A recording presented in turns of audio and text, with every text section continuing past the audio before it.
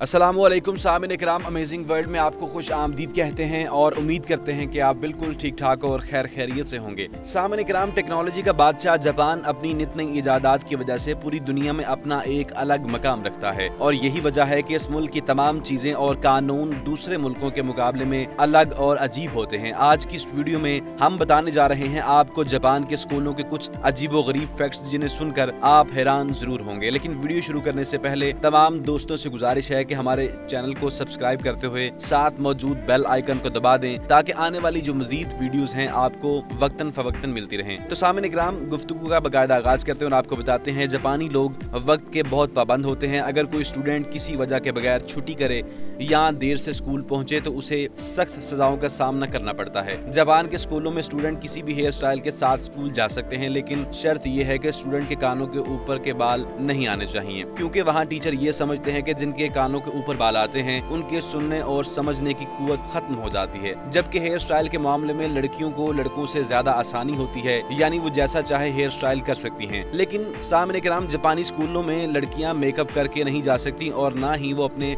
नाखूनों पर nail polish लगा सकती हैं, क्योंकि स्कूल की इंतजामिया चाहती है कि लड़कियां अपने बनाव सिंगार से ज्यादा अपनी पढ़ाई पर तवज्जो दें।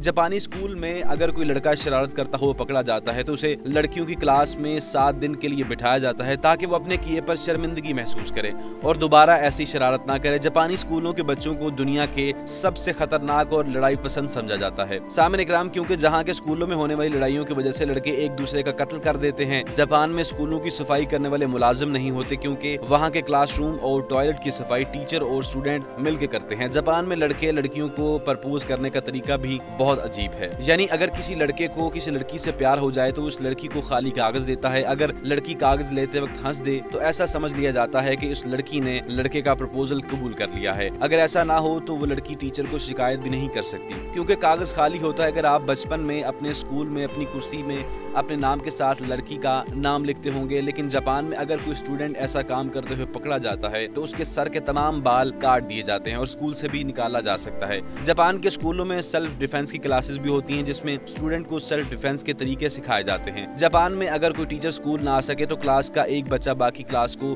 टीचर के तौर पर पढ़ाता है। तो सामने इकराम, जापान के स्कूलों में स्टूडेंट घड़ी की तरफ नहीं देख सकते, क्योंकि उन्हें मालूम होता है कि उन्हें छुट्टी के बाद एक्स्ट्रा क्लास लेनी होती है। जापान के स्कूलों में गर्मियों की छुट्टियां सिर्फ 5 हफ्तों के लिए होती हैं, बाकी सारा साल स्टूडेंट को स्टडी से रिलेटेड एक्टिविटीज में हिस्सा लेना होता है और इसी वजह से जापानी लोग मैथ और साइंस में दुनिया में चौथे नंबर पर हैं और इन्हीं उसूलों की पाबंदी की वजह से जापानी लोग दुनिया भर में अपनी एक मुनफरिद पहचान रखते हैं। तो दोस्तों, कैसी लगी आपको जापानी स्कूल की अजीबो गरीब रूल्स? कमेंट में हमें जरूर बताइएगा और ऐसी ही इंटरेस्टिंग वीडियोस देखने के लिए हमारे चैनल को सब्सक्राइब करना मत भूलिएगा ताकि आने वाली जो मजीद वीडियोस हैं आपको वक्तन फवक्तन मिलती रहें। सामिन इकराम, आपका बहुत बहुत शुक्रिया।